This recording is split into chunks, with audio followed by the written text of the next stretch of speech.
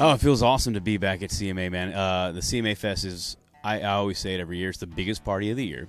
Everybody is here. I'm talking everybody from Dolly Parton to Morgan Wallen, you know what I mean?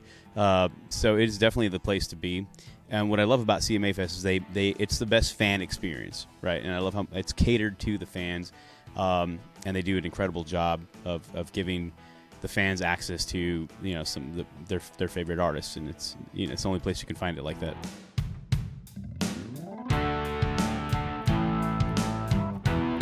Man, it's important, and I think it's it just shows how much of an impact music has on our society. Right? It's a part of our DNA, man.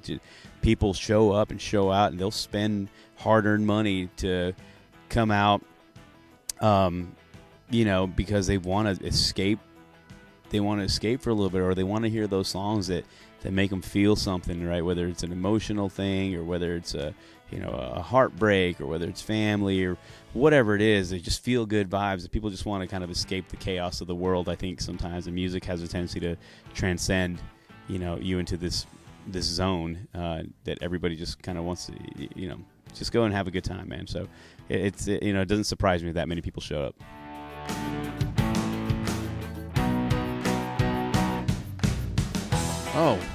Oh man. I think my experience as a police officer really helped me kind of build this sort of like the team effort, right? How to work as a unit, which is really important when you're running a tight ship with the band and bus calls and stuff like that. But if even furthermore, I think the thing that I kind of really take away the most is when you write a police report. You write a police report, you got to be as detailed and paint as vivid of a picture as you possibly can to remember when you go to trial, 4 or 5 years down the road, and you're not going to remember this white SUV you pulled over or whatever, So you really got to be very specific on the details and paint this picture to put not only yourself but the jury, right, or anyone else that's listening to this in the moment, so they can experience how you felt and what you, what you're feeling at the time and what it looked like in the environment you're in.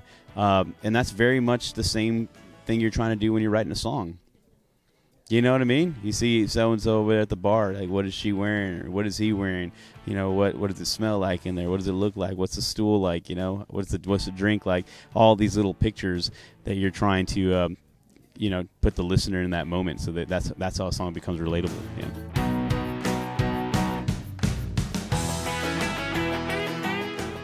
No, man, and I think that's a beautiful thing. When you look back, and when I was talking about when country music thrives, when it embraces those different cultures, you can actually point back to those moments in history, whether it's Elvis, right, or whether it's the outlaw movement with Waylon, and where they just decided, hey, we're going to switch the sound, and then that becomes the sound. And then it winds up being like the Hat Acts of the 90s, and they're all going to sing about, the Keeper of the Stars and things like that. Now it's a very love sort of thing rather than just drinking and, fast living, that kind of thing. So you can actually point back to these moments in history.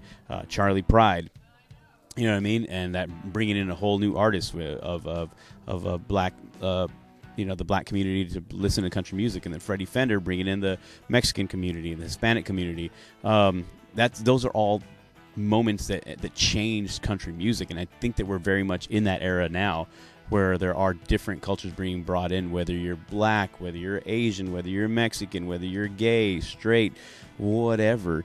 And it's a great thing. People are, in country music, that's what I love about the genre. We accept everybody, with open arms, and that's what makes this genre so strong. We are a family, and family comes in all shapes and different sizes, and I'm happy to be a part of it, man, in this time.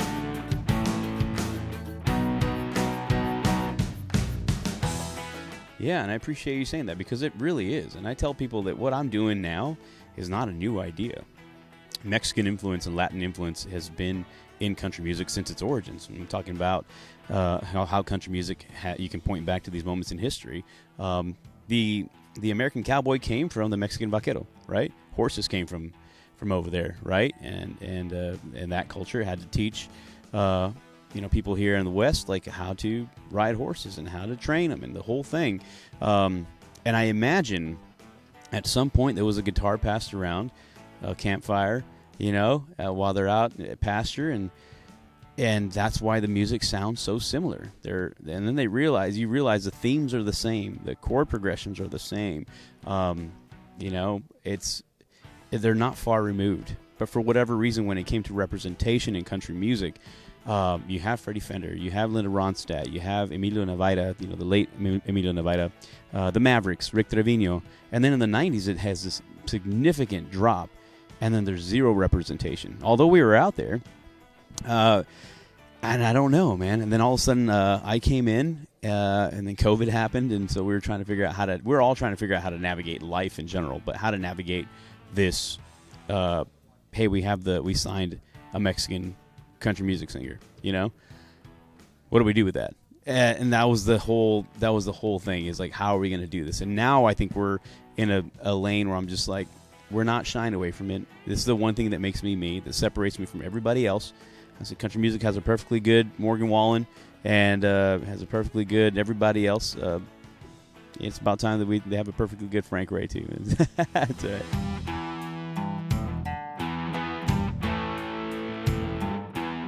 Oh no, sir. No, I don't. I was just talking to my dad about it yesterday, actually. And I've done a lot of really cool things. But yeah, I got no quit in my DNA, man. Like zero. We're all gas. You know what I mean? I'll rest when I'm dead.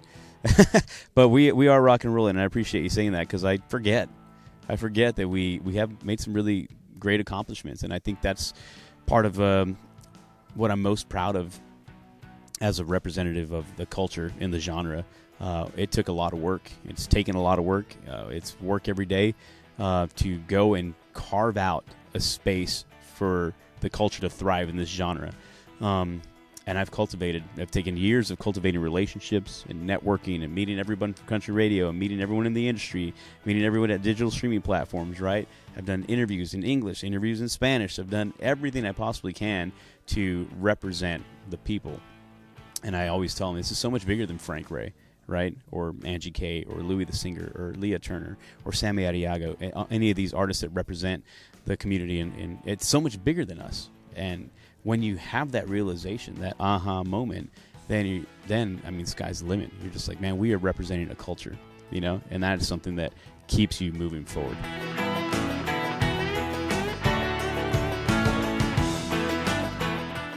The Fray organization is something that my team and I started about a year and a half ago.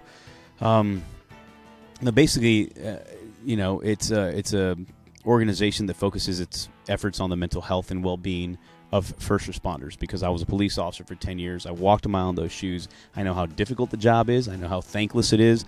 I know they're certainly not doing it for a paycheck. You know what I mean? And I know how physically and mentally tasking it can be. I also know that we're notorious for compartmentalizing our traumas and the issues, right? We got to go and have this sort of machismo attitude, and nobody ever wants to admit that they're vulnerable. And I think that that's where we need to have a change in conversation. So it's not just changing the conversation, it's raising awareness. Suicide rates are up within first responders, your fire, EMS, corrections, police, because you just experience trauma every single day that the general public will just never have any clue about.